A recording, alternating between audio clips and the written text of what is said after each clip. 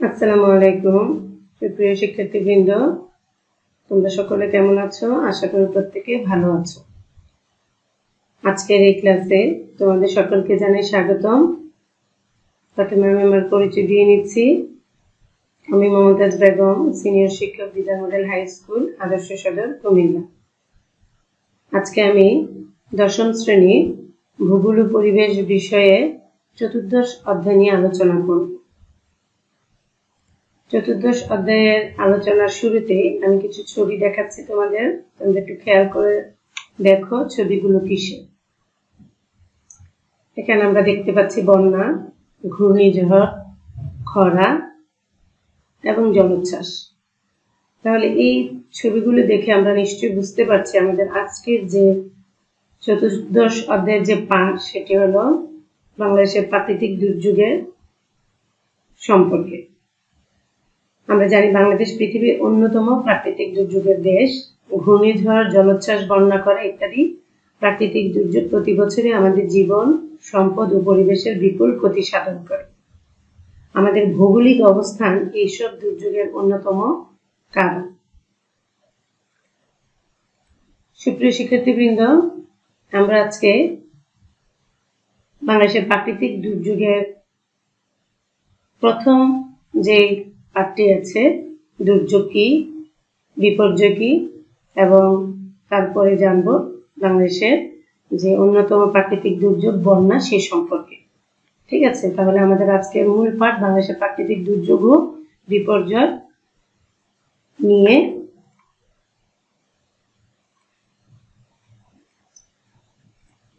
প্রথমে আমরা জানবো দুর্যোগ ও বিপর্যয় সম্পর্কে। দুর্যোগটা কি? আমাদের মতো দুর্যোগ প্রবণ দেশের প্রতিটি নাগরিকের বিপর্যয়, দুর্যোগ ব্যবস্থাপনা ইত্যাদি সম্পর্কে সম্যক ধারণা থাকা দরকার। দুর্যোগ হচ্ছে এরূপ ঘটনা যা সমাজের স্বাভাবিক কাজকর্মে প্রচন্ডভাবে বিঘ্ন ঘটায় এবং জীবন, সম্পদ ও পরিবেশের ব্যাপক ক্ষতি সাধন করে। ক্ষতিগ্রস্ত সমাজের পক্ষে নিজস্ব সম্পদ দিয়ে এই ক্ষতি মোকাবেলা করা দুঃসাধ্য। দুর্যোগ কোনো স্থানের জনবসতিকে সম্পূর্ণরূপে ধ্বংস করে দেয়, যার ফলে ওই জনবসতি পূর্বের অবস্থায় ফিরে আসতে পারে না। এর জন্য বাহিরের সাহায্য বা হস্তক্ষেপের প্রয়োজন হয়। আর বিপর্যয় হলো কোনো এক আকস্মিক ও চরম প্রাকৃতিক বা মানব সৃষ্ট ঘটনাকে বলা হয়। এই ঘটনা জীবন, সম্পদ ইত্যাদির উপর প্রতিকূলভাবে আঘাত করে। ঠিক আছে, তাহলে আমরা কি জানলাম দুর্যোগ এবং বিপর্যয় কি। মাঝে মাঝে তোমাদের 2 নম্বরে একটা শর্ট কোশ্চেন থাকে, দুর্যোগ বা বিপর্যয় বলতে কি বোঝায়, অথবা দুর্যোগ ও বিপর্যয়ের মধ্যে দুটি পার্থক্য লিখো। ঠিক আছে, এবার আমরা জানবো আমরা বাংলাদেশ প্রাকৃতিক দুর্যোগের যে অন্যতম যে দুর্যোগ বন্যা সেই সম্পর্কে। দেখো, বন্যার ফলে কি হয়? জনপদ, ফসলি জমি ক্ষতি সাধন, তারপরে রাস্তাঘাট, ব্রিজ, কালভার্ট ক্ষতি সাধন, মানুষের ভোগান্তি। তাহলে দেখো, আমরা এখন যেটা জানবো যে বন্যা আসলে কাকে বলে। বন্যা হলো কোনো এলাকায় প্লাবিত হয়ে যদি মানুষের ও সম্পদের ক্ষতি সাধন হয় তাহলেই তাকে বন্যা বলে। অর্থাৎ যখন যে জায়গায় বন্যা হচ্ছে তার মানে এই দেশের প্রেক্ষিতে কোনো এলাকা প্লাবিত হয়ে যদি মানুষের সম্পদের ক্ষতি সাধন হয় তাহলে তাকে বন্যা বলা হয়। এবার আমরা জানবো বন্যার কারণ সমূহগুলো কি কি। আমরা জানি দুটি কারণে বন্যা হয়ে থাকে, একটি প্রাকৃতিক কারণ, অন্যটি হলো মানব সৃষ্ট কারণ।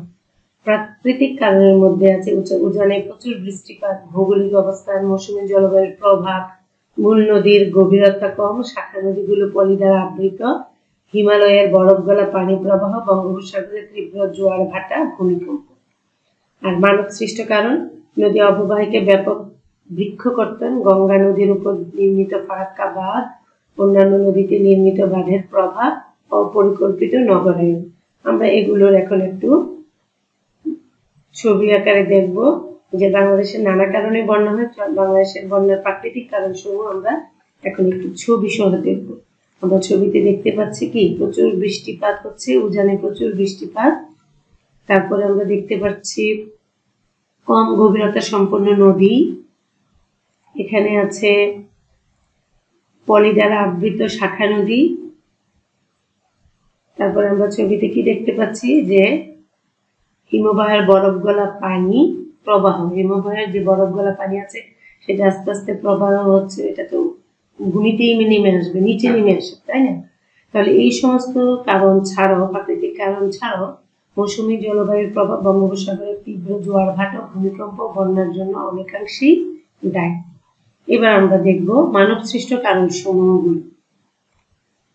ছবিতে আমরা দেখতে পাচ্ছি কি ব্যাপকভাবে বৃক্ষ কর্তন করা হচ্ছে।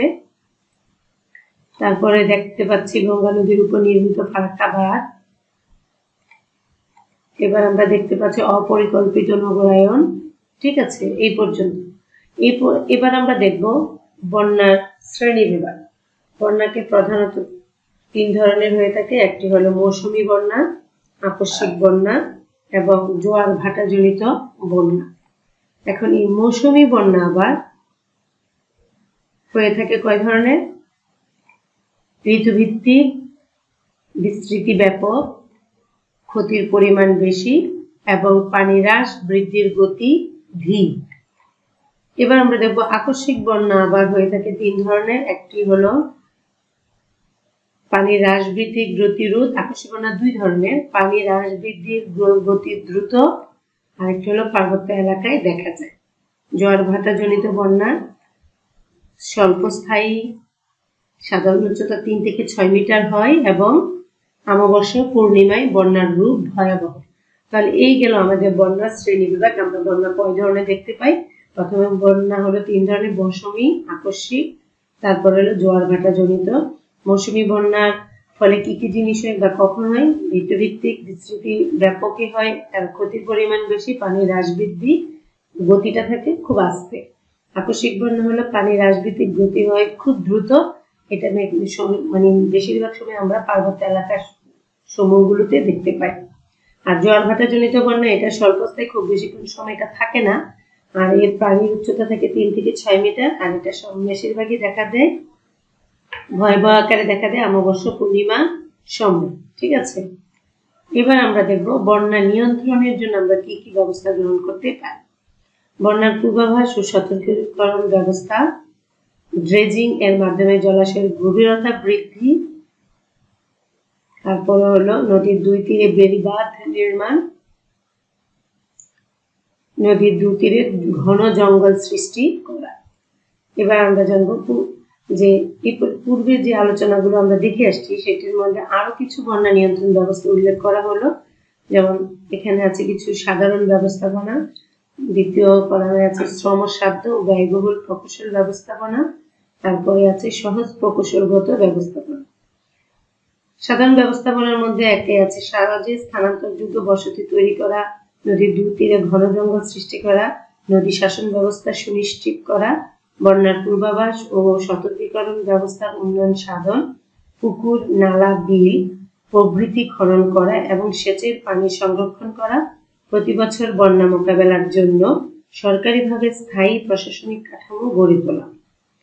শ্রমসাধ্য ব্যয়বহুল প্রকৌশল ব্যবস্থাপনার মধ্যে হলো ড্রেজারের মাধ্যমে নদীর পানি পরিবহন ক্ষমতা বৃদ্ধি করা, সন্নিহিত স্থানে জলাধার নির্মাণের মাধ্যমে পানি প্রবাহকে সম্পূর্ণভাবে নিয়ন্ত্রণ করা, ভারত থেকে আসা পানিকে বাঁধের সাহায্যে নিয়ন্ত্রণ ও নিষ্কাশন করা, সমুদ্র উপকূলবর্তী এলাকার পানির অনুপ্রবেশ বন্ধ করা, নদীর তীরকে স্থায়ী সুদৃঢ় কাঠামোর সাহায্যে সংরক্ষণ করা।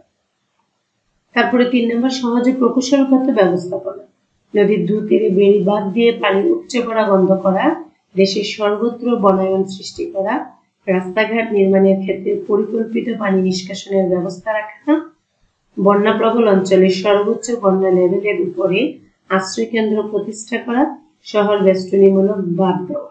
এই গেল আমাদের বন্যা, আমাদের যে প্রাকৃতিক দুর্যোগ বন্যা সেই সম্পর্কে আমরা ছোট্ট একটি পরিসরে তোমাদের আলোচনা করার চেষ্টা করেছি। আশা করি তোমরা তোমাদের বইয়ের সাথে মিলিয়ে এই পড়াগুলো দেখে নিবে, তাহলে মনোযোগ সহকারে দেখলে অবশ্যই এগুলো মাথায় থাকবে এবং বুঝতে পারবে। ঠিক আছে, তাহলে আমরা আমাদের বাড়ির কাজে চলে যাই। বাড়ির কাজে আমি একটি সৃজনশীল প্রশ্ন দিয়েছি, খেয়াল করো। আলিয়া তার দাদা বাড়িতে গিয়ে দেখলো তার দাদা যে বৈশাখী ধান চাষ করেছিল তা আধা পাকা অবস্থায় বন্যার পানিতে ডুবে নষ্ট হয়ে গেছে। পথে হলো আলিয়ার দেখা বন্যাটি কোন ধরনের? খ মানব সৃষ্ট বন্যা কিভাবে রোধ করা সম্ভব ব্যাখ্যা করো। গ জোয়ার ভাটা জনিত বন্যার প্রভাব বিশ্লেষণ করো। ঘ প্রাকৃতিক কারণ জনিত বন্যায় বাংলাদেশের ব্যাপক ক্ষতি বয়ে আনে, কথাটির গুরুত্ব আলোচনা করো। তাহলে শিক্ষার্থীবৃন্দ, আমি আশা করব আজকের এই সৃজনশীল প্রশ্নটি তোমরা অবশ্যই করবে, করে আমার ইনবক্সে দিয়ে দিবে। আর এছাড়া যে পাঠটি আছে সেটি যদি তোমরা মনোযোগ দিয়ে শুনো তাহলে এই সৃজনশীল প্রশ্নটা তোমাদের জন্য খুব একটা বেশি কঠিন কিছু হবে না। সুপ্রিয় শিক্ষার্থীবৃন্দ, তোমাদেরকে আবারও অনেক অনেক ধন্যবাদ জানিয়ে আজকে আমার এই ক্লাসটি শেষ করছি। সবাই ভালো থাকো, সুস্থ থাকো, নিরাপদে থাকো। আল্লাহ হাফেজ।